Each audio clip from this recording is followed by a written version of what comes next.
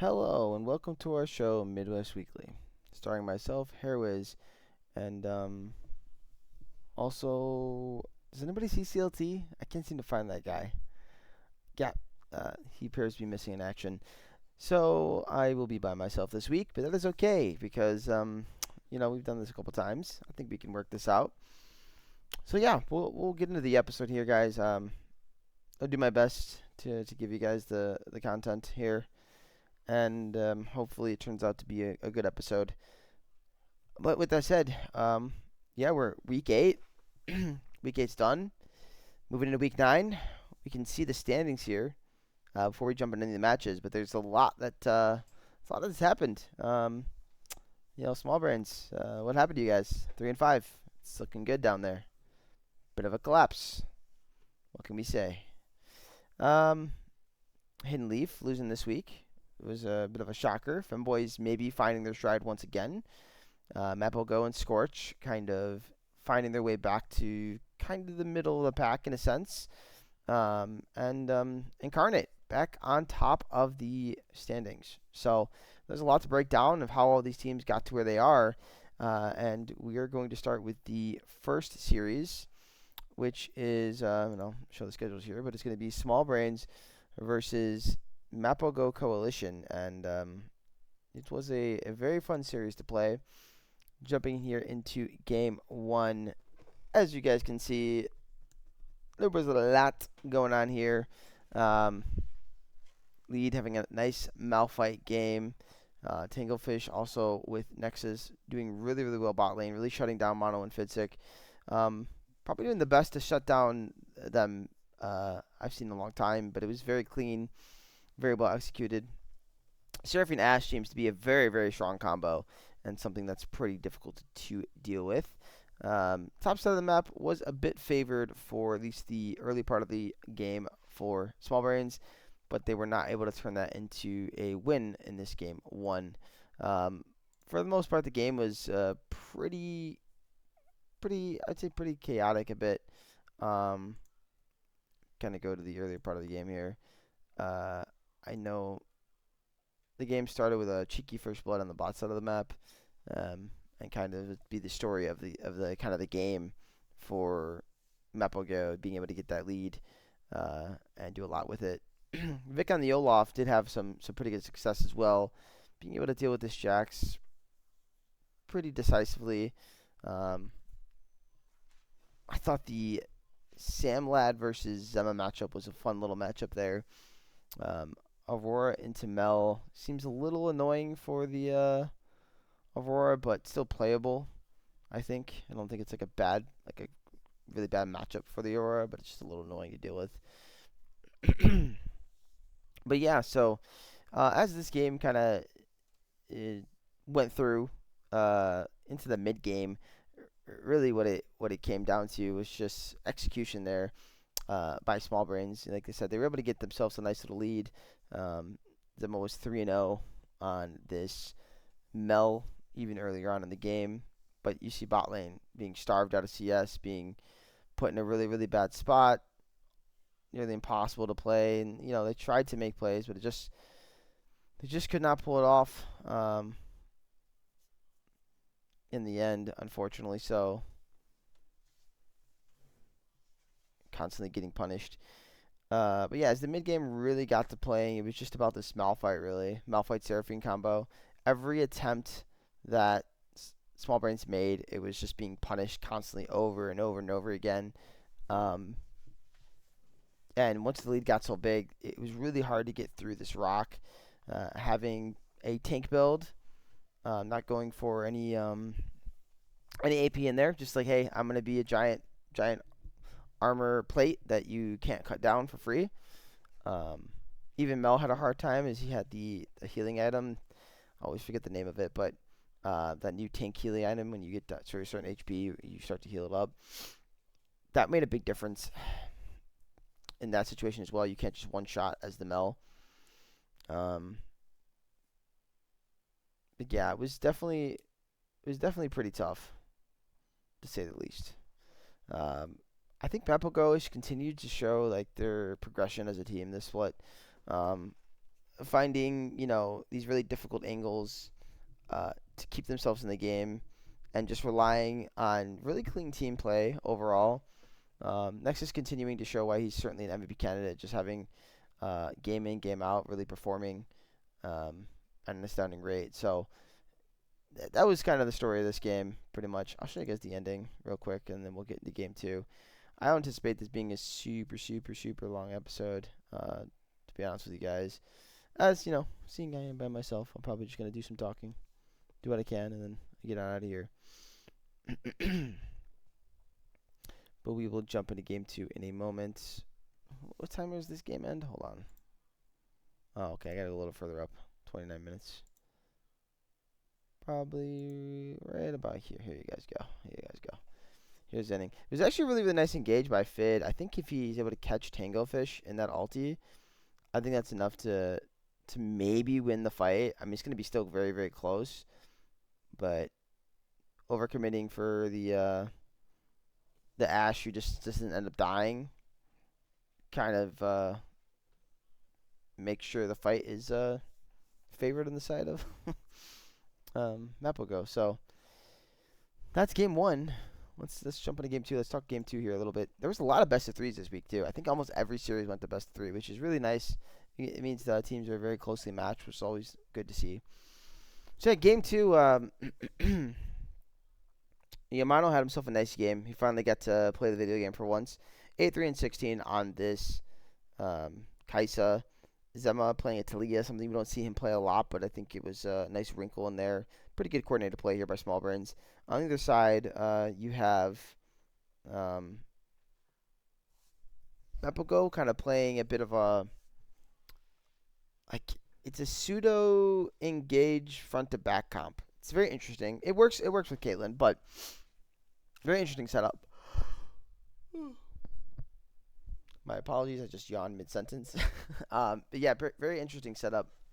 Not sure what the what the play would be if the Jin Zhao and Renekton and Ahri are kind of going in. I really think that Caitlyn prefers to play more like just sitting in place, playing around her traps and her headshots. But I think the Braum was a nice touch, and I don't think the comp was bad. Just maybe not completely on the same page. And yeah, Lee Sin, very contested champion here too as well. I'll put that out. Lee plays it extremely well, so Small Brain's taking that away for Hairwiz. 13-2 and 18 there for him. Nice little game there. But kind of jumping into the game a little more here, see kind of what happened.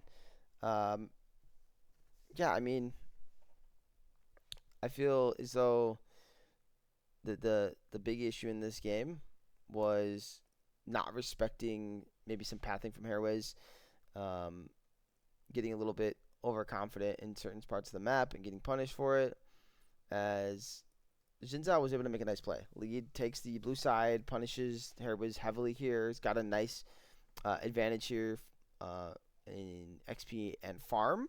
So all intents and purposes, if the Lee Sin doesn't get that kill topside, I would think that the Jin Zhao is really, really happy with this game. So it's a bit of a punish, and unfortunately so. But I think at this point, Mapogo still had an okay spot. They weren't unplayable or anything. So really, it just came down to, I think the coordination of Small Brains here was really, really, really good. As the early game kind of got through, the Lee Sin kind of did his early game thing. There were some really, really nice plays with the bot lane as well, keeping the Kaisa in there, where she's not too far behind.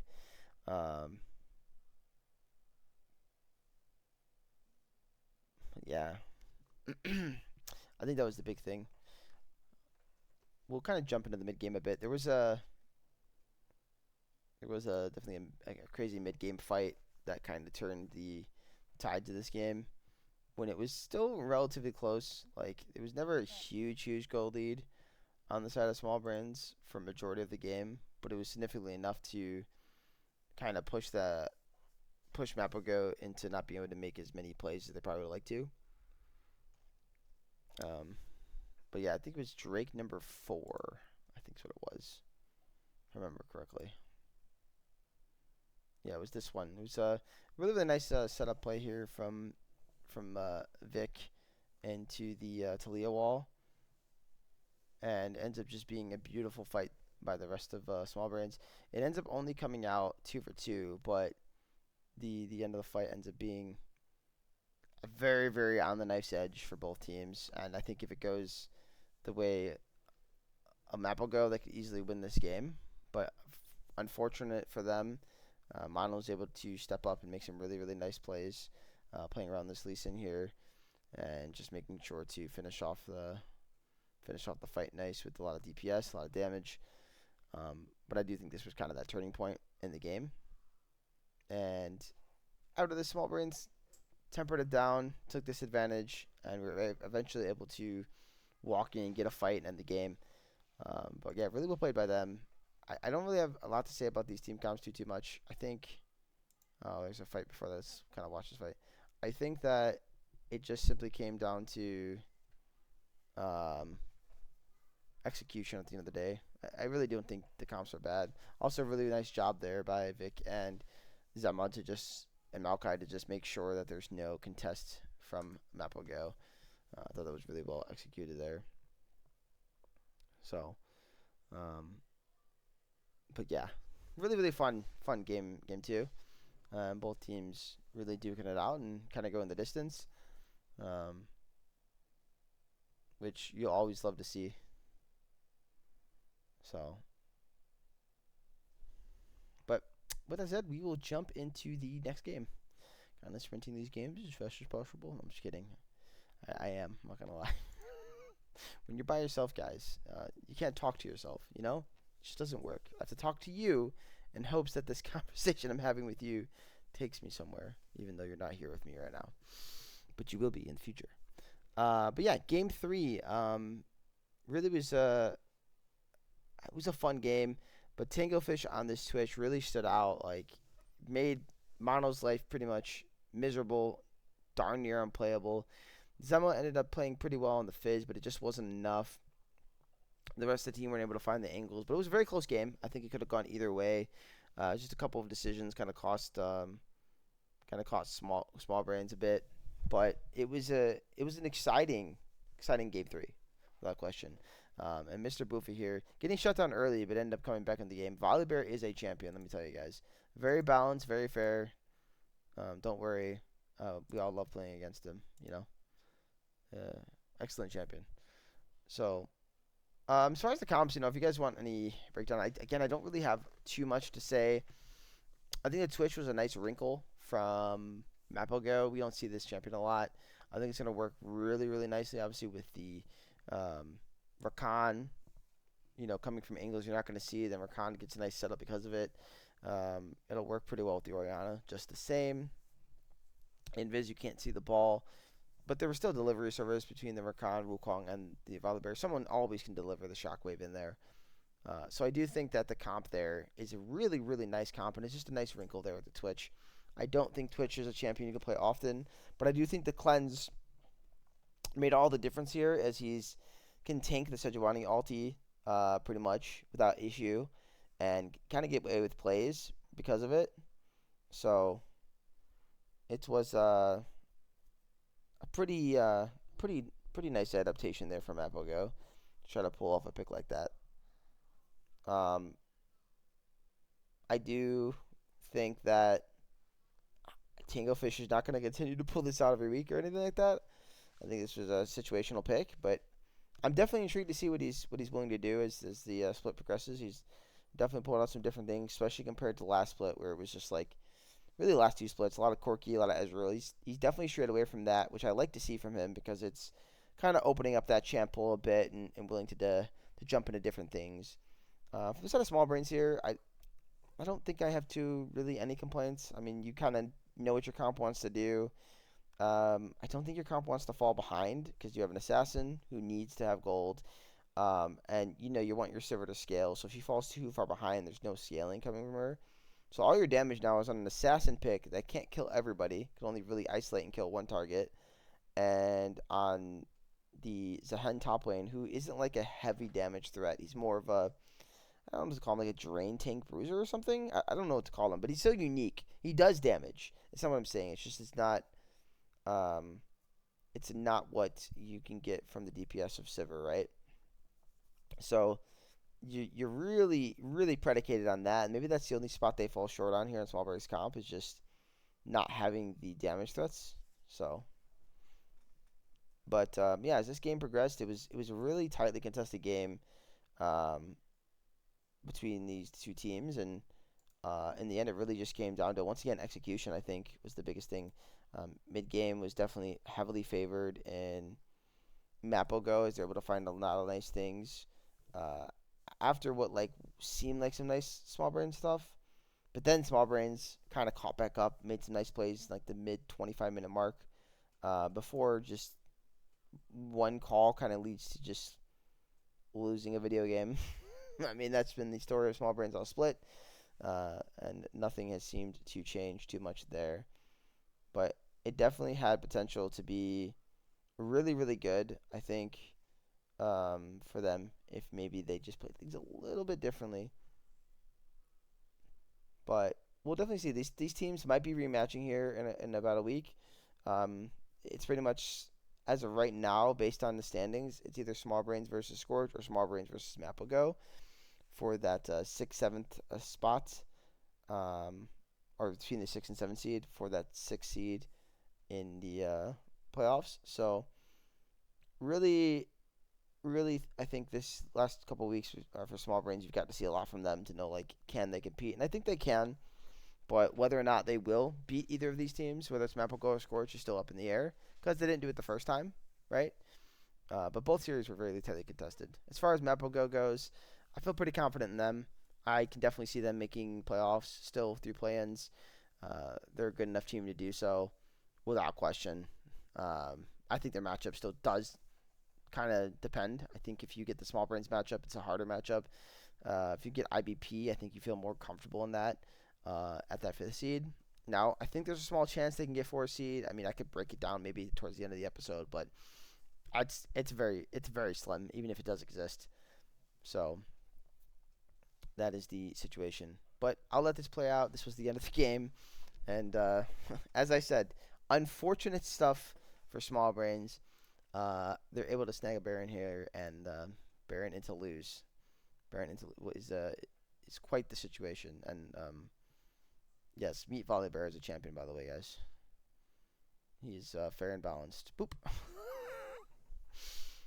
um, so that'll be it for this series. Let's go ahead and just talk about the next one. So yeah, Stun Gaming Incarnate versus Scorch. Man, what another great series. Another best of 3 going the distance. Oh wait, I clicked the wrong button. Sorry, guys. Click copy link instead of open link. All right, so wait, what? I thought I had this pulled up. Oh, oh well, I'm on the wrong thing. I need to go here. There's the series. Okay. So, yes, we got the series pulled up. Make sure we're on game 1 that has a Jinzao. Alright, so I'm not surprised Stun Incarnate going for this Jinzao. Wintech has had so much success on the champion all split. Looks fantastic. Look at Lysander having himself a great LeBlanc game. This guy has certainly been, to me, again, an MVP candidate and has looked wonderful. And then Spirit Tracks and Doom getting the Ashe Seraphine. I expect, as we get into play-ins and playoffs, we are not going to see this comp happen as much, like this bot lane specifically.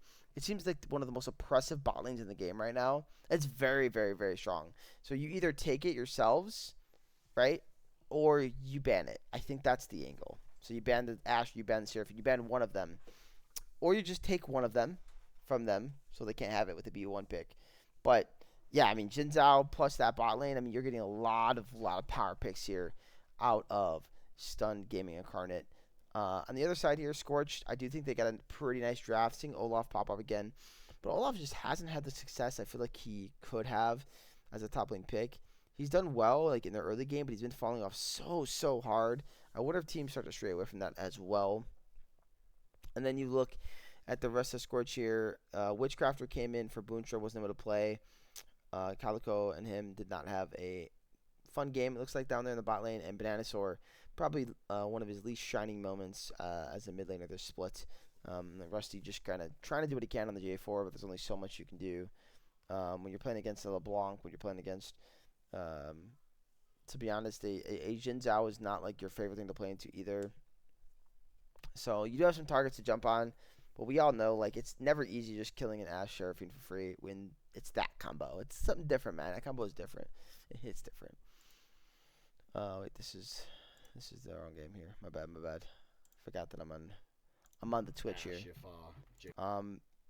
Yeah, sorry these VODs aren't up on YouTube quite yet. As far as this game goes, he had a hard time uploading it, so we're having it sent to CLT. So this game should be up soon if you're looking to watch it from either Incarnate or Scorch's side, or if you're just looking to watch it because you want to see these two teams before playoffs in this specific matchup.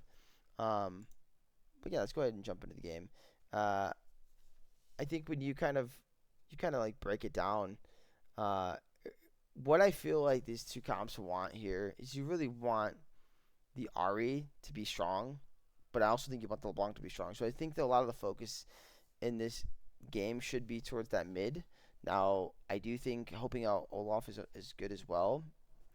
But if Ari becomes a non-factor, um, it just becomes so easy for, I think, the rest of Incarnate to play the game.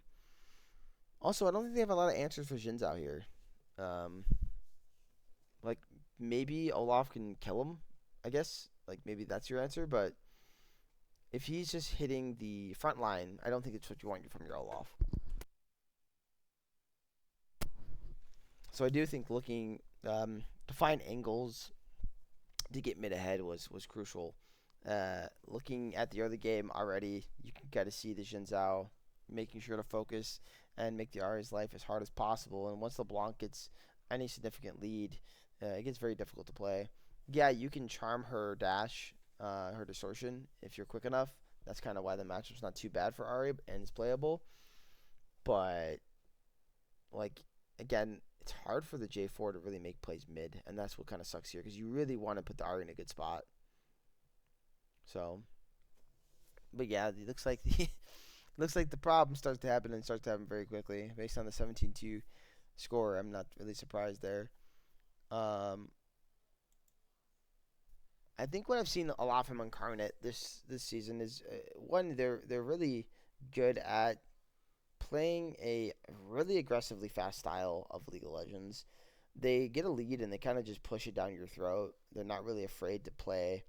And when you're picking these picks like LeBlanc, you're allowing them to do that exact thing. And this is now the second time Lysander's picked this, and it was actually second that I know for a fact at least, where it's also picked with a J4 out there. So I wonder if continuing to pick J4 against this team is really the plan until you kind of get some of these picks out of Lysander like this. Because, I mean, like I said, like J4's job is not impossible here. It's really just kill back line. But I don't think that's as easy as normally would be in a game like this. So that's kind of my takeaway on this game. Just kind of looking at it from like a broad view here. Oh my goodness, that damage. It's kind of criminally unfair, bro. Like, what do you do? Nearly one tapping Ares on the Olaf. Like, okay. It's probably balanced at somewhere in the ether. So, yeah, well played. And once you get Soul too, like, man, Soul for this comp as well, like the Chemtech, which there's been a lot of conversation on what's the best Drake. I'm kind of agreeing with some of the people's takes here. I think Chemtech might be one of the best Souls in the game right now. All the stats it provides, with including having the reduction on executes or whatever it is exactly called, but all that combined, bro, it just feels so hard to play. Once they have that soul. Now, there's maybe some comps that can't utilize it as well, but I mean, Jin Zhao is happy with it. Zehen is happy with it. I don't think the bot lane or mid lane hate it. Like, it's definitely a really, really nice soul, and I wouldn't be surprised to know it actually has a really, really high win rate. I think other soul would be Heztech. So those are my two like souls I think are pretty much like if you get those, it's hard to lose. The rest have win conditions around the soul, but I actually think the weakest might be Mountain Soul right now. You guys tell me in the comments what you think about that, but I think the Mountain Soul is kind of useless right now. Like unless it's on a specific comp, and that's what I kind of am saying with that soul. It's not. It feels. I don't know. It just doesn't feel good. That Infernal, like I feel Infernal's not felt great in years, man. I'd rather have a Cloud Soul and an Ocean Soul before Infernal, which is kind of crazy to say in my head, but at one time Infernal Soul was like, give me that thing, you know. So, but Scorch did their best to kind of stay in this game and fight back, but as you know, you get to that late game, you're you're in this spot where you don't have an ADC. You're not gonna outscale. You don't have consistent like DPS except for maybe your Olaf, and you don't really have an answer for this LeBlanc. And like you can see this fight right here. Like, what's the answer? Sure, you can use the J for alt after you use the dashes, but it doesn't matter. Also, nice arrow from Spirit Drags. It just doesn't matter, man. So, really, really well played here. Game one out of Incarnate, but I really want to jump into this game too because I'm really impressed with Scorch. I talked a lot about Scorch and how um, they've been this season. I think they've regressed so much. They've improved so much as a team. They finally beat Small Brains a couple weeks ago, for example. Like that's a huge progression for them. They're competing here really, really well with Incarnate, taking a game off of them. Like Scorch is really a beautiful story to talk about because this team about a year and a half ago was in the finals, had one of these magical runs, get 3-0'd, and ever since just hasn't seemed like the same team. They might be back. They might be back. They have improved a lot, and I think this game two is kind of the representation of that because Bananasaur had himself such a nice game here 12-3-9 on the Sinivia. I'm actually really surprised they win this game with Rusty having such a hard game, finishing 1-8-19. He did drop the assists, but I'm not surprised with an Amuma pick you're going to do that. Um, Poor Lysander was on an island this game. It appears. Want to understand it's jump in with the Mumu R and just die. And you just hope you win with the Silas pick. Um, but yeah, I mean, it's just a beautiful game here. Wintech, 0 and death game from him on the Graves. Very good, very good. He's been, man, a top 3 jungler this split without question. Been phenomenal. Couldn't win the game though. Team kind of let him down a bit. Which happens. I mean, you're not gonna win every game, right? Like it's inevitable. I'm surprised we haven't seen more Graves. We are starting to see it a bit now. I know Rusty played it a couple weeks ago after the buffs. We're seeing it out of course, now they're here with Wintech. Um, I do think it's going to be pretty good into some of these champions without question. I mean, the old Graves was like unknown, kind of natural counter into a bit of your bruisers, which are really meta right now. So I do expect him to kind of see some more play as the season progresses. The one thing I will say though, here's the only downside to Graves, right? Like he's not really squishy anymore with the changes, but he is squishy if his stacks aren't up, and he's still technically a naturally like squishy champion. Does that make sense? Like I know I'm like contradicting myself a little bit, but I hope people understand what I mean. Basically in a 1v1, he's tanky. In a skirmish fight, he's probably tanky. In a 5v5, he plays more like a Italy or I don't know, maybe even like a Lilia unless she goes that weird build. Like you're not really tanky now. If you get CCL locked and focused, you're dead. You know. Um, but yeah, I do expect to see more of him, and I think on these junglers who are all pretty mechanically sound, I don't expect that they can't play him. Uh, but yeah, kind of diving a little more into the game, kind of breaking that down. I do think that when you look at it, it just it comes down to what are you providing as the Silas here. I'm not gonna lie, I actually don't like the Silas here. You're basically just taking Memoir. There's nothing else in this game that's useful for you to really take. I guess you could take a Santear, but you don't really care about Mega Death Rocket. You can play a bit of like a here. Let me set up my Varus here and utilize the Emilio ulti, but I just don't see where it's useful. Now, I think Scorch obviously does well here to kind of play around that, but nice job by Wintech up there to get that solo. Um, I think that's really the problem. with the comp here from Incarnate side. I like them trying something though, right? Like I do like the let's see what we can do here. Maybe we can make this work.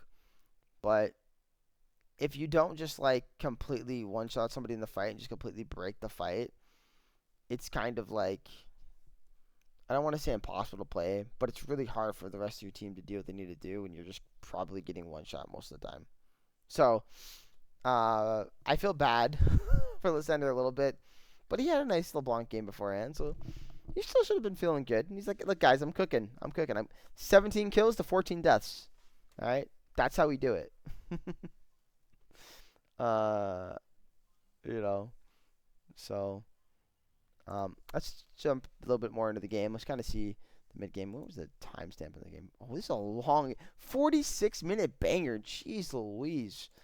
All right. Let's kind of take a peek at the mid game. So Scorch now. Look at them. They're the ones looking to get the Chemtech Soul. And by the way, Chemtech Soul on the Cassante and the Momo just sounds disgusting. Graves going with the black cleaver build. I actually like that here. Making himself a little tankier. He's like, hey, like I can play hard for damage, which I do think is super strong, of course, as well. But I think it's better to try and make yourself less of a like a just kill the Graves, just kill the Graves. I think that's a really intelligent decision there from the side of Wintech. Let's kind of see if we can maybe find this Drake fight, this soul fight here for you guys. No wonder why the game was taking forever because we're we're tied 3 Drakes to 3 Drakes. Maybe I should just backtrack to this soul fight here, huh? Let's see what happened here. Let's take a peek. Yeah, really nice little hex flash for the wall from Barbecue. He's looking for something. It's like, wait a second, guys. Maybe this wasn't the answer, but you're using a lot to try to kill the Nautilus, who doesn't die. And Jacob plus Silas, man, really nice angle. Just getting a beautiful setup there. And I will say, like, if you are trying to play this comp out for the side of Incarnate, this is probably your best. You just try to play flank angles, try to get your tanks in there, tanking as much as you can. Man, what an absolutely disgusting engage there from Lysander, though. He's like, I don't care how many deaths I got, man. I'm not playing for KDA. I'm playing to set my team up. You'd love to see that. But yeah, so we know it's another 10 minutes or so after. Like, this game must have been really fun to cast for War, man. He's probably exhausted going like, what is happening in this video game? I've definitely been there. And honestly, it's a Scorch game, so I'm really not surprised. I feel like they're so good at stalling games, and they're really good at winning they've long games as well. Like, they've done it this split a couple times already. If you beat them, down and you get them off their game early, I think they're really susceptible to losing pre 25 minutes. But then on the flip side, they're really their win rate goes up extremely after like 30 minutes or something. So that's something I've noticed from them. But it's just still so impressive. Like, you win this game with like this Graves, man. Like, how do you the 6-0-10 Graves? How do you like not win the game as Incarnate here? Like, I feel like that's crazy. You got 3 Chemtech Drays. If they get Soul, like how do you play? So, oh well, I guess we do have a Soul fight. Or no, we don't, or do we? Oh, it's a top fight up here. Okay. Let's peek at this. Let's see what happens on the 39-minute mark. They're going to get the inhibitor. Oh, Lysander. He tries to go in, but just gets completely destroyed for it. Wait, did Scorch get triple inhibited? Listen, if you're watching this show, I'm astonished. Like, to win a game getting triple inhibited is just the most craziest thing I can, like, think of in competitive play. Poor Jacob, man. He's got nowhere to run. Orn is doomed. Alright, so they get a couple kills here. And you're looking at Drake timer of 34 seconds. So, they just send it. They're able to get the soul. Wintech doesn't die, but they want to end the game. And I think this is the right angle. Like, you definitely want to end the game. They've got all these super minions coming in. A beautiful chain there. But the Milio, man, it's just too much with the Anivia. Like, wow. That's insane. I almost wonder if Graves just goes a little more damage if they just win. Like, if that's the difference, which sounds crazy to think about, but because I love his build. They're so desperate to end the video game. Holy moly. Spirit Tracks was like, I'm in there. I'm in there. What a base defense. I've seen a lot of things in my life, but I'm hats off to Scorch. If they have TP from the Sander, he just doesn't just go for the base here. That's interesting, actually. I think you just go base there, no? Someone in the comments, you got to tell me, because I feel like that would be the angle. Oh, nice curse said mommy from Rusty. Just creating space for his Jinx. And now the inhibs are spawning. And you know your Orin can't backdoor. It's not possible.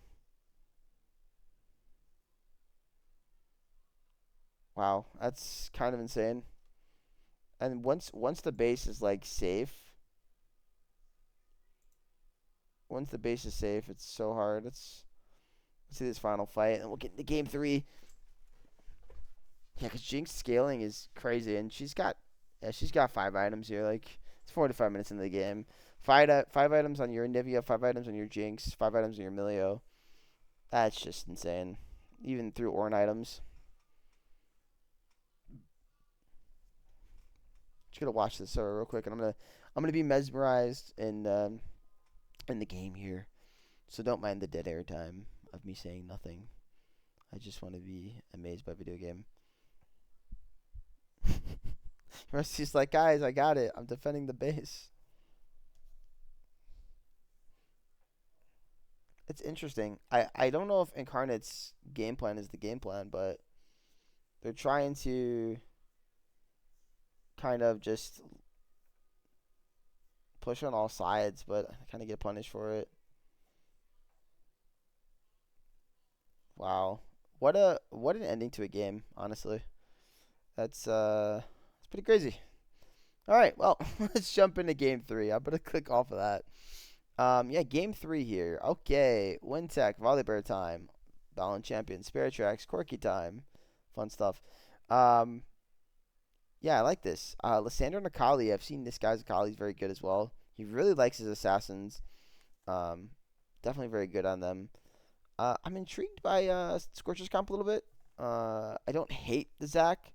Haven't really seen much of it, and I think Rusty performed well enough on the pick. But I wonder why that's the angle and not something else. I mean, there's definitely some other picks out there that would have been pretty good. So I'm pretty intrigued by that. Bot lane, the Renata with the Caitlyn. Hmm. I don't know if I like that too much. Maybe there's just not enough enchanters left. Interesting. I don't know. Maybe Caitlyn's not even the angle here. I don't know. I don't know if I love Scorch's draft. You guys, again, always comments there for me to tell me if I'm wrong, but I'm not a fan, too much a fan of it. I can see the angle for some of it. I think you get a really nice Renata ulti. It's not bad, but who's like the Renata ulti really useful for here? Like, Corky's not building tons of attack speed. Yeah, his autos will hurt. And I guess if you catch him while his E is up, like, he could really do some significant damage to somebody, but yeah, I think this game just comes down to a bit of a draft diff a little bit here. Um, and it's going to happen. I think Incarnate is a very good drafting team, so I'm not too surprised. But, Scorch pulling this team in and making them have to fight for their lives to get this victory is huge because if Scorch wins this, we have a 4-way tie at the top at 6-2. So this is an absolutely insane like situation here. So really making Incarnate sweat, which you definitely love to see. But yeah, man, a Zac of all things, I'm really just intrigued by why they went that angle and what the idea was. I don't know why. I just don't hate it. It's not. I don't know. The champion doesn't feel that strong right now to me. That's my only thing. Oh no. Oh, you just click and you see this mid play. It just feels so bad. ends up being a 1 for 2, and Volibear ends up being there just in time to pick up the kill on the Zac blobs. That feels so bad. But again, I don't think I hate the Zac as much as I just don't know if I like the Renata here. I think that might be my bigger hate. I wish I had CLT commentary to tell me what he thinks, man. This would be the great opportunity for that. Be a great opportunity for that. But he is not here. So we will continue on because I have nothing else to say about these picks. Let's talk more about the game. Let's kind of get deep into the game here and see what the breakdown is, because we know it's a bit of a longer game again, 34 minutes, where Scorch kind of wants it to be as far as their play. I think Caitlyn scales phenomenally. Her range is super, super great here. It's all mid-ranged champions. Nobody can really get on top of her for free. The zone control isn't too bad because you have the Renata ult. And you can create a lot of space here with Let's Bounce. So actually, like, in terms of playing around the Caitlyn pick, maybe the draft actually is better than I think. Now that I think about it. So if you get to the scaling part of the game, like, maybe they're actually cooking with this comp. Actually, not a lie. I take it back. Everything I said, I take back a little bit. I mean, I still think there's better picks, but at least I understand you want to play around your Caitlyn pick. Then if that's what they were doing, then I think the draft is actually high value. But I just don't think it's great into some of the picks on the side of Incarnate. That's all. So let's kind of get further into this game and see what happened. Yeah, Drake stacking again. Drake stacking is so crucial, man. Like, you give yourself so much time to play the game, especially if you get the early Drakes. And 3 Chemtech souls in a row in this series, bro. The most busted Drake is the Chemtech Drake, and you're gonna 3 times in a row it, man. Like, that's Riot. Fix your algorithm. You know, right? This is crazy. What's going on here? What's the percentage of Chemtech soul this many times in a row? I'd love to know. Someone drop that in the comments for me. Scorch, again, being able to pick up a Drake here. I think that obviously is going to stall. Here's the fight, though. There we go. What happens here? So they're looking for the setup. I think you have a weird spot for your Mordekaiser, man. So he just kind of gets jumped on. He's trying to kill Barbecue, but this Karma is not easy to kill. So, and the Shockwave and Renata all both used to get nothing. That feels horrible. Wait a second. Scorch might have just cooked and won the game off that play otherwise. Oh, man. Watching this back actually feels so sad. Like, what? Oh, and then Jacob, dude. Jacob, like, low-key just MVP'd this game. That Q, that Decimating Smash was absolutely nasty. So, wow, it literally comes down to a bit of a fraction of a play there. That's insane. If they have either Shockwave or the Renata ult there, I think the fight goes differently. That is so depressing. If you're Scorch looking back at this series, wow, absolutely insane. Yeah, dude, man, I'm telling you, off the Spirit Tracks guy played the whole split, bro, he'd be my MVP. This guy's insane. This guy's so cracked. Just flashing in, like, get me in there. Let me play the video game. I want to play. All right, well, let's finish up this series so we can move into the next one. Go ahead and show off the end. It was 36 minutes or 34 minutes. 34 minutes. Okay, let's get in there. Let's get that around that 34-minute mark. So it's right about when the fight breaks out. I think Scorch is a team that's intriguing to me. They've shown some really great improvements over the split and over this specific year, where it's like I could see them being back and maybe making a run. Like, this kind of shows that and proves that against easily one of the best teams in the league. Whether or not you believe they're the best, I mean, that's up for debate, but they have the best record at the moment. But man, like, if that clips Spirit Tracks too, that might be a different fight. But yeah, so I'm not that worried about them. I think that they're in the best situation to kind of go ahead and win it all.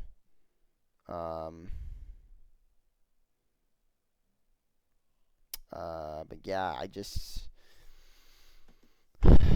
don't know. I'm a little worried. They definitely want the Insane Banana Posse matchup, like straight up. I think that's the matchup they want. I don't know if that's what they're gonna get. I only say that because at the end of the day, I don't think either team, Maple or Scorch, wants to play Small Brains. Like if you had a choice, like you definitely want Insane Banana Posse.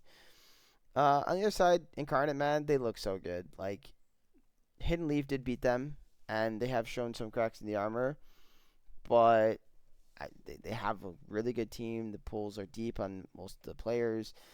You've got an assassin player who can also play like mage style picks, um, and a very versatile support. So I I don't know, man. Like Incarnate, I feel like if going into playoffs, you had someone you think is maybe the onside favorite, like, because I feel like it again. What I said a couple weeks ago, where it's like it's very tight still. I think is 100% true, but maybe they have like if you give like a percentage to each team, I think they have like above a 50% chance of winning it all.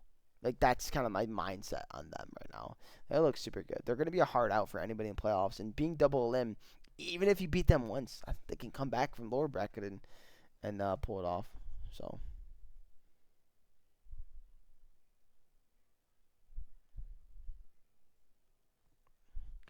um so yeah, that's kind of my take on those two teams and this series, which I think was a really fun series. Um, so I gotta go here too. 'Cause, one of the next series we're gonna talk about, I don't know if it's this one, but I'm gonna pull it up, or we could just talk about it. Where's that? Is this it? Hold on, I can't tell if it is. Yes, it is. Okay. Um, let's see. The next series on the chopping block is actually the Femboys versus Hidden Leaves. So we'll just jump into that one real quick. Um, man, yeah, like I said, is Femboys back? I mean, they might be, guys. They might be. The returning champions might be back, ready for one more run. And that is absolutely terrifying. We've never had a three-peat happen in the league, and they're definitely looking and posed to do so. So let's go ahead and jump into this series real fast. And yeah, game one is a TF. Let me see if that's what's picked here. TF. No, yep. Okay, cool. Make sure I'm on the right one. All right. So we've got Torika pulling out the TF. Not something I've seen him pull out in a long time. It's not going to be a great matchup into Ziggs, but it's not bad here on side lanes. I think you can definitely break the Gwen matchup a bit, but you have to be careful because of her invulnerability, obviously. Bot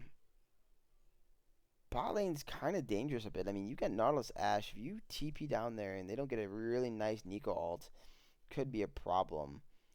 But looking at it, like this series was pretty, or this game was pretty close. Kind of intrigued to know how the game ends at 25 minutes. Looking at like the state of these scores, at least. Arthidius playing himself a pretty good game too on the Zig 7, 8, and 4. 8 deaths, yes, but like I do think he had a good game in all intents and purposes. Like they're trying to kill that Ziggs, like it's okay. I mean, as far as like breaking down, I went too far. Whatever. We'll just go from there, guys. I'm just gonna let it play. As far as like breaking down the comp, man, like great pick by Akaza, assuming that was a Mundo earlier on. I think that's great to drop the Gwen. Like you don't get to punish the Mundo as much because you're in the jungle, but I think that's a really smart pick there. Ziggs has a lot of nice range where they don't have too much to get on top of him for free. Um, maybe just like unironically just go for the Ashe Seraphine lane. I think that might have been the angle. Ruriko's crazy. Ruriko almost solo killed this guy in a turret. Wait, am I wrong on this TF and the Ziggs thing? I don't know, but no, TF already has gold, so it's not really fair. That's crazy, bro. League of Legends, man. What can I say? Um, but yeah, it's interesting. Jackson is a Hen, very much a skill based matchup. I do think both players, picking pretty smart there. So Yeah, let's go ahead and kind of just dive a little deeper into this game and kind of see what happens. I mean, the goal lead is like only about 3K advantage for Femboys. I mean, I guess that is pretty significant here, 20 minutes. But what happens? Like Drake's 2-2. The gold is significant. It's all turrets based. Did they get a Baron? It looks like they got a Baron, no? Baron's up here at 22 minutes. Okay. So there must have been a Baron into an end? That's absolutely crazy, man. I see. Dude, what beautiful execution here from Femboys. Look at how they get in there. Just absolutely insane fight. Wow. That is really well executed. Yeah, that well that'll do it. I mean, if you get a nice fight and then you have a Herald walking it down mid, that's gonna help you. After that, that's crazy. Into a Baron too. My goodness. Well, that's why the game ended so fast. Then now I understand. Um, just really well played there by Femboys. Then I mean, what can I say? Wait, does he almost walk? Did they just walk at them after that? Is that what they do? Like, hold on. Sorry, I had to do it. I saw the corporate mundo. It was inside of me. Um, I'm assuming that's what they did, just walk at them. That's crazy, man. I swear, sometimes these games feel like they should end, and then they don't end. And then when I feel like they shouldn't end, they end. Though I will say almost a 10K gold lead is pretty significant. So, oh man, Inferno absolutely edging that fight so hard. Well played, well played. That's how you play Mundo. Get down to low HP, pop that ult, and you're just unkillable. Well, that'll do it. I mean, if they're able to kill the Mundo, maybe they win that fight. No, they don't just walk it at him at least. Well, good game one. Let's jump into game two now. This one was the Arthurius show once again. This guy, man, there's a reason why I think this guy might be an MVP, man. He's played freaking insane most of the split. 11-1-7 on Ari, and this has been one of his premier picks, by the way. Been fantastic on this Ari pick. Looking at the rest of the team, Akaza and Gojo having themselves nice performances once again. Akaza 5-0-11. Understandably so, but people think he might be the MVP as well. And a 6-1-11 from Gojo. Nice Fiora game. Finally gets his Fiora. He did talk about it last week a little bit with us on the show. And then Maki and Toji. Nice little bot lane down there. Senna Bard. Senna's had some success this split. I almost wonder if more teams will start to dive into her a little bit. On the other side, going for a Yumi.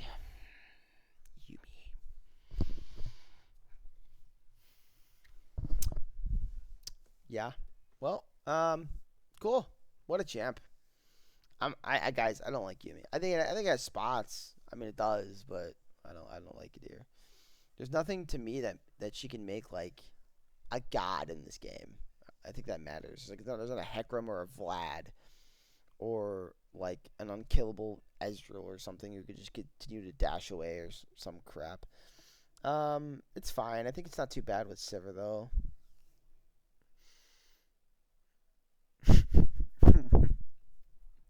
Hanover boy, aka Wade Grod, aka Noah. What happened, buddy? Um, 0-11 on the tracks. That is pretty rough. I don't mean to chuckle at that, but that's 0 KP, man. That's hard to pull off. These solo episodes are really rough, but man, I'm glad my boys got my back. Thank you so much, Noah, for giving me a laugh, man. Probably a jungle diff again, right? Am I right? Blame Inferno. Bro, that's crazy. They really did not want to let this guy play the game. I don't know enough about this Fiora matchup into Aatrox. I would assume it's probably nothing more than a skill matchup. But Gojo is super good on the Fiora, so maybe not just giving that to him would be smart. Maybe. Oriana Ari has been a very common thing too. I've seen a lot of. Again, I think Arthadius has gotten the better of this matchup. Seems to be his go-to when he plays against Ari. He's happy to get the matchup.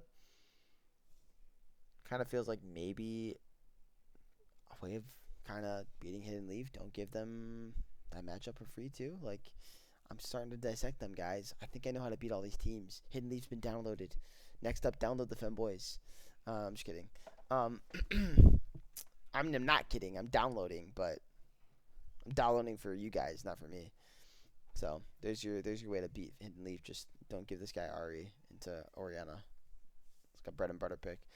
Akaza, again, like I talked about him a lot. He looks so good on this Volibear.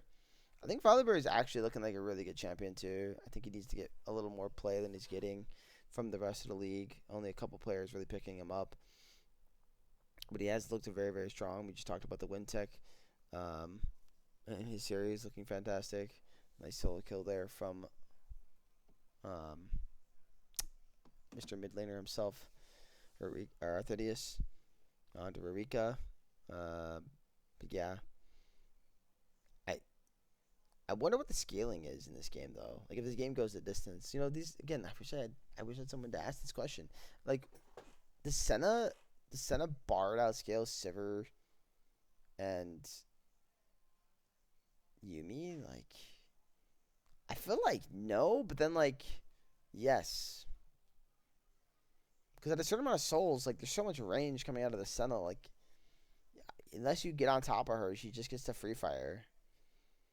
It's very interesting. I don't know. I really do like Femboy's comp though. Like I don't think their comp is bad overall. So maybe it is just the Aatrox falling so far behind, and then you can't play because of it. Nonetheless, let's go ahead and get into the rest of this game. Kind of break this down a little more. We're pause there. How long was this game? 26 minutes. Another pretty fast game between these two teams. You know what? I will say something too. These two teams, I clicked too far than I wanted to. These two teams are really, really good at snowballing games and winning.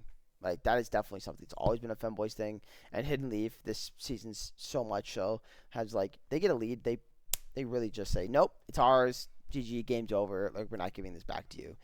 That's a testament to these two teams, and I think part of the reason why they're sitting at the top of the bracket right now, I think both at 6-3. That's part of the reason why. They're not afraid to push their leads, and they know how to push their lead.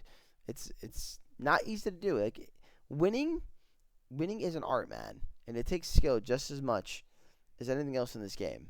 And knowing how to close out and win a game, if you know how to do that, can put you in such good situations. But yeah, they put pedal to the metal in this game. They knew how to close it out, and it kind of shows itself. It ends up being a Cloud Soul, which I don't think is a bad soul for them as well. I mean, a Bard going even faster on the map, already with his dead mans and Swifties. Volibear also's got a dead man's. Like, you're not gonna have an easy time. And though you got On the Hunt to try to survive plays, that's actually a really, really nice combo. How does Gojo live? Oh, that's not right, man. That's unfair. Like how? Okay. Well, that doesn't officially end the game, but that's pretty much the end of the game. 10k gold lead is very hard to come back from. Let's see. Let's just get to the end. Yeah. I'm moving on to the next game. That fight was... I don't understand how Gojo lived there. That's just... My mind is... Yeah. Interesting. Alright, so game 3. So game 3 was the best game of the series, technically. 34 minutes. Alright, we got ourselves a game, guys. That dreaded Olaf. He's 0-3 this week. Maybe don't pick him top lane anymore, guys. I don't know what is with this champion. Like, it really needs to get ahead. And, like, when I say ahead, he needs to be, like, 6-0. Like, freaking, the rest of the team needs to be strong, too, so he can just continue to smack people and win. Kind of crazy. There's the Graves again, too. So, people are waiting until game 3s, game 2s. Okay. Infernal, 18-5-6. that is the type of game you want to see out of your Graves. Going for that damage build as well.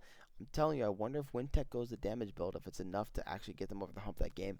And I feel like that might have been the difference here, as you do have some tanky boys in the Shen, Olaf a bit, as well as the Blitzcrank. Um, yeah, but Arthur is 16, 6, and 3. He did have that pentakill in this game. But really, the big one, the big shocker in picks here is this pick by Angel Boy, Mac, Moon Prince, whatever you want to call him. He goes by so many names. I really refer to him Mac as this much at this point. But 5, 2, and 19 on the Morgana pick. Morgana with a Nami. Really throwing them for a loop. And it's really hard for Blitzcrank to play into Morgana, especially if the Morgana is good, because obviously we all know Black Shield negates CC.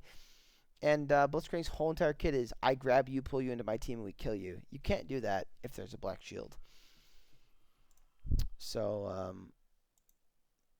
yeah, that's crazy. I think I remember kind of being in the comments going like, this game either like, this is the most 5-head intelligent pick in this Morgana pick from the side of Femboys, or this is absolutely like going to like just burn, you know? They're going to be on fire because of how useless the Morgana might end up being. But I think Mac played well to win the game. But like I said, that Graves, man, Inferno was just so big. The one thing I'm surprised by, and Akaza, if you watch this, man, I think we both did the same thing. Game 3, we both just slammed tanks. What are we doing, man? What are we doing? I don't hate the Shen, by the way. I think Shen and the Graves makes sense, actually. But you need to be on a carry pick, brother. You need to go in there and carry the video game. So I'm really surprised by that pick there from him.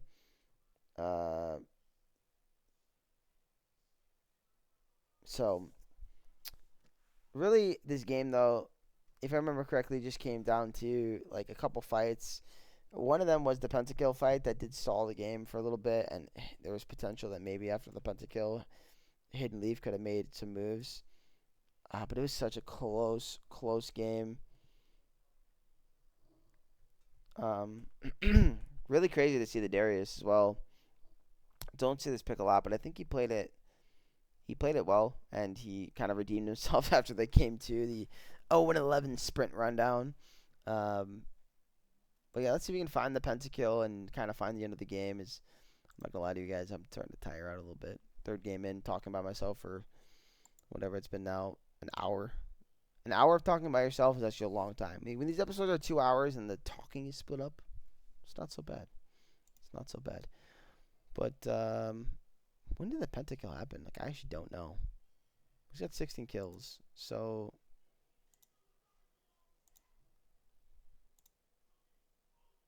11. I think it happens around here, maybe. I think it's this fight. There we go. Right? Is this it? Oh no, he's dead. This is not it. Um, Mountain Soul, by the way, isn't even that good, but Darius' Mountain Soul sounds annoying. Ew. Where am I missing this pentakill, guys? Holy moly. Okay, here it is. So they're hitting the Baron, and he almost gets in and Smite steals it. And I actually think if he steals his Baron, they win the game, by the way. Because though they get a pentakill, like just imagining the like them with Baron here with a Corki pushing it down, like they might actually just run down and basically almost end the game. So I think that was actually a big deal that was secured there by Inferno. Really nice secure on the Smite, just like being patient. Beautifully played there by Arthurius to get the pentakill, which I think is the first pentakill of the split. There's a lot of chatter in chat about it. But yeah, I think that was like one of those fights that made a difference, kept the game kind of close, and Arthurius continued to apply the pressure with his pick from there on. But again, like, you just had to be able to kill the Graves, and I think that was the problem they were having. They're not able to get on the Graves as freely. And once they acquire the soul, which this was the fight for soul right here. It's just so hard. Gojo's in there, gets chunked early. And you can see the Blitzcrank pick being just absolutely darn near useless. So they're trying to zone so Akaza can't get in there to make the play. And it's just really well done. You can see like the positioning is a little nervous to walk in. Beautiful pull there, apprehend from Hanover boy, and the fight just falls apart. Mountain Soul being a little too much, but I do think Hidden Leif played a really nice series, and I think Femboys are back. They're back, boys. So this team certainly, in my head, with Incarnate up there, is probably a good shot at winning this thing again. But I will not be surprised if they also don't win it. So but I think they're back. They're legit, and they're here to play, and they're not messing around. So yeah, hats off to Femboys on a nice series win. I guess we can show the actual end of the game. Where's that at? There we go. Well, there's already a couple dead, but we'll let it play out, and we'll jump into the last series. Which was actually for that 8th seed, and the 8th seed is important because we all know the 8th seed equals a play-ins match between Insane Banana Posse and Notorious Thieving Raccoons, who neither team has had the split they've wanted to have. But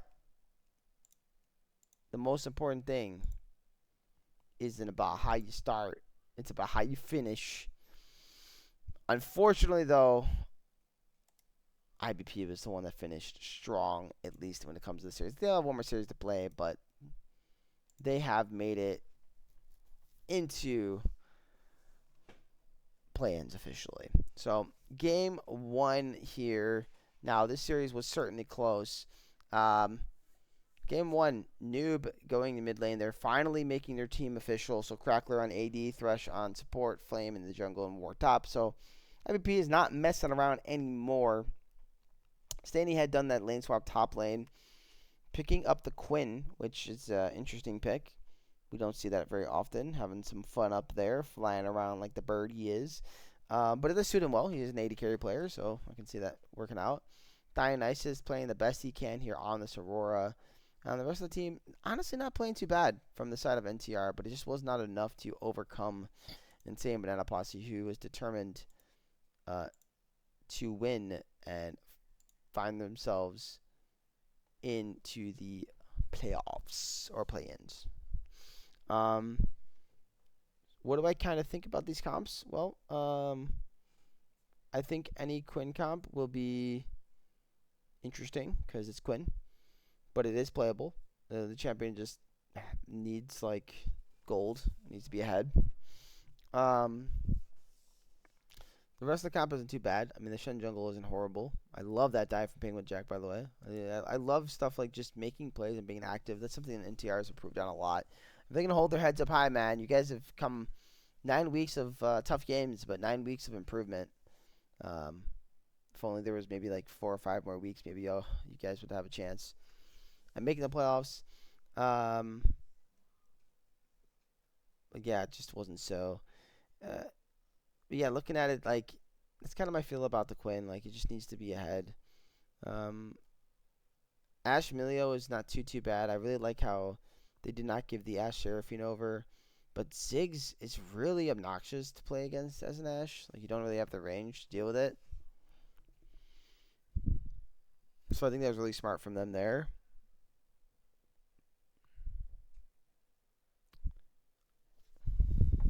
Oh. Nice little attempt here from Dionysus, but it's just not enough. Oh, Olaf, man. Olaf. It's fair and it's balanced. Well, it is balanced. Keeps losing every week. It won here, but it won mid lane. Okay. I think this noob guy is too good on Olaf, man. Should probably ban his Olaf. All right. Let's just kind of jump a little more into this game, guys, because I'm getting a little mental slow here on the brain. It's only an hour and 10 in, but it's been long episode for me physically. Sitting in this chair, my butt hurts. Ouch. Just like standing here. Oof. Yeah, I don't think you want to actually be side laning into the Olaf as as the Quinn. I don't know if anybody wants side lane into the Olaf actually, and that could be part of the problem here. Like, who can match the Olaf split from the side of NTR? I don't think that there's really anybody that can. I mean, they can poke him down, and they could do that, but that's also no Olaf ult. So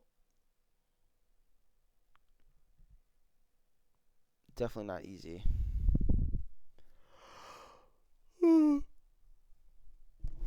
Big yawns, big yawns. You guys heard that one at this time.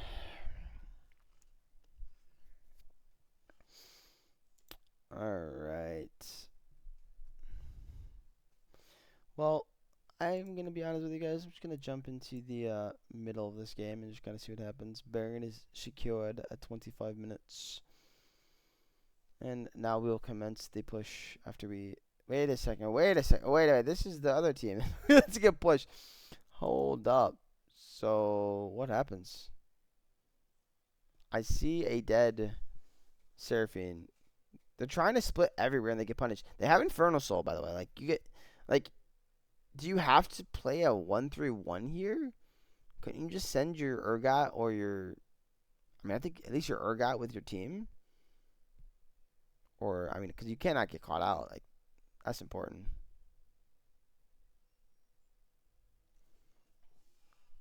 Wow, that's kind of crazy, actually. NTR actually had a chance. Like, that was kind of a small little opportunity. Kind of pretty sad, to be honest. I think if Seraphine didn't die off of timer there, like, the game actually might have been done. Crazy. Absolutely crazy. Well, I'll catch the end of the game real quick, and we'll jump into game 2, and Flame Dog has found a Milio. Milio does not want to die. But Olaf... Wait, why was that Olaf so fast, bro? Did the Seraphine lose this movement speed up? Oh, that's crazy, dude. That's absolutely crazy. All right, well, GG on this game. Let's jump into game 2. So, yes, game 2. War Initiate playing some Mordekaiser. It doesn't look like he had a lot of fun, though. But Flame and Noob, holy moly. The Jin Zhao mid lane pick, 16, 15, and 8. He died 15 times, but he got 16 kills. And then the Darius Jungle from Flame, something I remember playing against him back when they first joined the league all these years ago now. Darius Jungle, man. I'm glad he got to play it and have success on it, which is really, really good for him.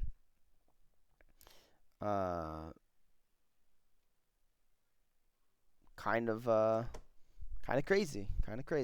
Pretty close. Dionysus getting his Talon pick, which I think he's phenomenal Talon. Without question, the best Talon in the league. Nobody plays this champion but him. Like, I don't see anyone else picking it up. And it's hard to pull off, so I really think that's really nice. Though I do think it's unfortunately into a guy that plays stuff like Jin Zhao and Olaf and all that funny stuff. So that's maybe not what you want to be seeing as a Talon. But I think both drafts were not too bad here in terms of the interestingness of them. Because they are pretty much interesting drafts. Jinx always going to outscale here, I think, in this game. Like, she has great front line. She has a Braum. The Braum is such a phenomenal pick. Super good into 4 melee champions. Blocks the bullet time.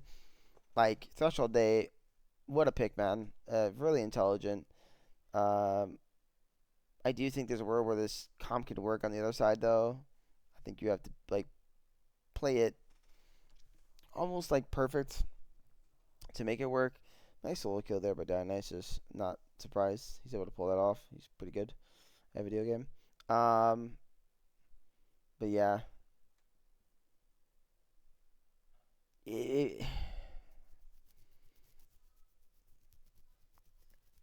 I don't like Warwick. I'm going to play Warwick this week, guys. You know what? Screw it. I'm playing Warwick. I don't like it, but I'm going to play it for funsies. Dude, what's this champion like? I disagree with anyone who thinks it can't work competitively. But he just needs such a specific situation, and I don't think this is it. There's too much to make his job really difficult here. There's Braum, there's Jinzao, there's Mordekaiser, and that's not even ignoring the Darius. Like, it's so difficult for Olaf or for uh Warwick to play. Just swapping another jungler in there, I think it's fine. Unfortunately, J4 is not on the table, which would have been a great pick here for them. But I mean, you could play a Mumu Classic with the MF and the Rumble too. It'd work nicely. Build Abyssal, increase the Rumble damage. You definitely got options. On the other side, like I said, the Jinx is happy to play. It is a very interesting comp in terms of like the triple, basically almost jungler comp or triple top laner comp, if you want to look at it. But I don't think MF can kill any of them quick enough, and I think that's the other problem that you're having. Like, you're really hoping that the Rumble can just pop off this game and just kind of carry fights, I think. Or that you can pick off Jinx and then kite him out from there. But if Darius ever gets stacks, like, that's pretty terrifying.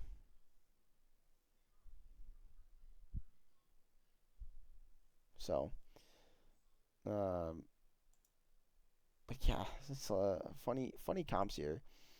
Um, what in the world? Like, I remember watching some of this game actually, and just like sitting to myself going, what is happening in this video game? What does my life come to that I have Warwick, jungle, Darius jungle? We don't have any real picks anymore in League. I'm jungling LeBlanc, and I want to face an RA jungle or something. That's where this world's coming to, man. I mean, Warwick's actually like a real pick, but that's not the point. It's not a real pick competitively. It's so astonishing this game has come to. All right, well, I'm losing like airtime here on my brain cells, so I'm just gonna show the end of the game. I'm sorry to both these teams. I just am really starting to get cooked. And then we're gonna do power rankings and get on out of here. I think is the plan. So short episode. I got in, I got out. That's kind of the goal here. So no elaborate reveal this week either, guys, on power rankings. I'm just gonna slam it in your faces. But I think you will see some surprises here. So, yeah, here we go. Boom. Look at the surprise. Maybe it's not a surprise, but Incarnate, you are back on top, #1, baby. You have made it back there.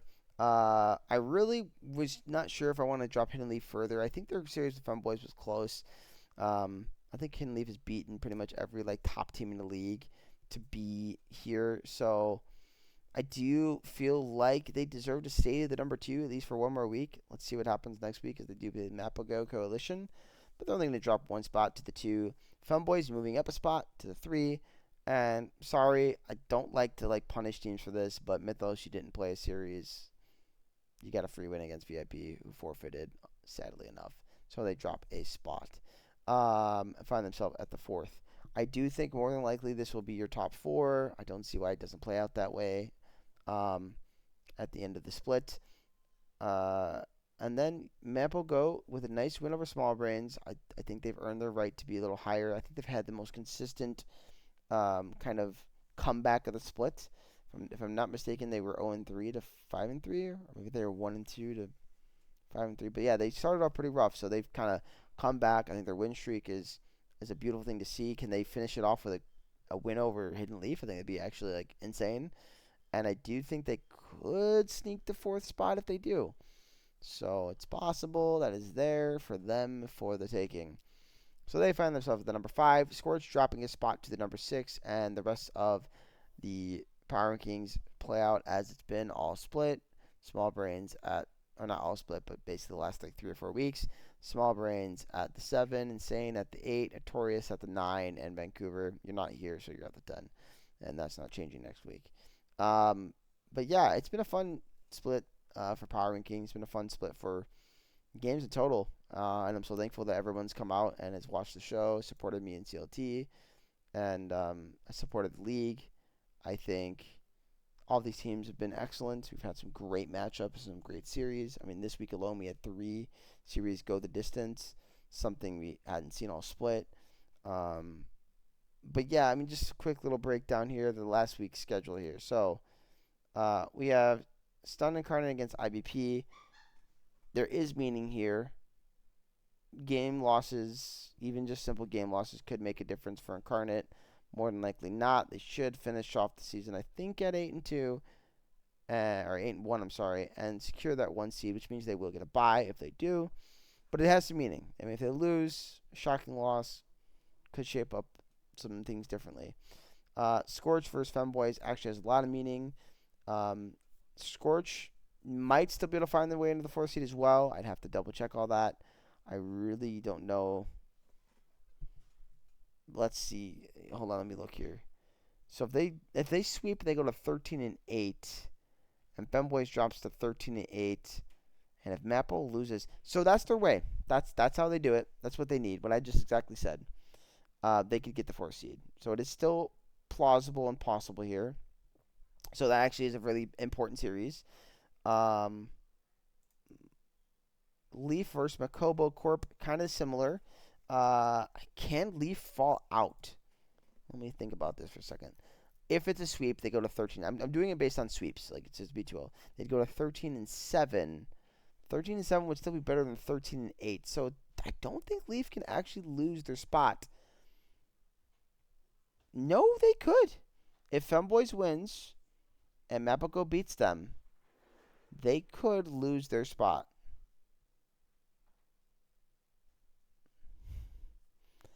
My wife just showed me her nails. They're cute, baby. That's why I got distracted. So that is possible. So that series means a lot. Again, I think it's an important series. Femboys, or not Femboys. I'm sorry, Mapogo Coalition could also find themselves in that 4th seed as well. If they win, they could go to 15-8. So that'd be enough to get them over the hump. So there's a lot that could play out here. And then Small Brains versus Mythos. Can there be any effect for Mythos? They have the most wins out of all these teams. They have 14 wins. If they drop to 14-6, I don't think it's possible. Maybe. But if they win, they're the 2nd seed without question. By the way, if they win, they're the 2nd seed without question. So it'll be very interesting. Small Brains, they can't move. They're just stuck sitting there chilling at the 7. But a win could get you in a positive game record. You know, maybe you could be 10-11. You could go 3-game series, but also could get you to you could go to 10-10. It'd be 500. So I mean, hey, positives. You know, match record wouldn't be good enough. So that's the situation. That's the breakdown. So yeah, thank you everybody for watching the episode as always, and we'll see you tomorrow for some series on Tuesday. And have a good rest of your week. And one other thing, notes: All Stars MVP voting will be up next week.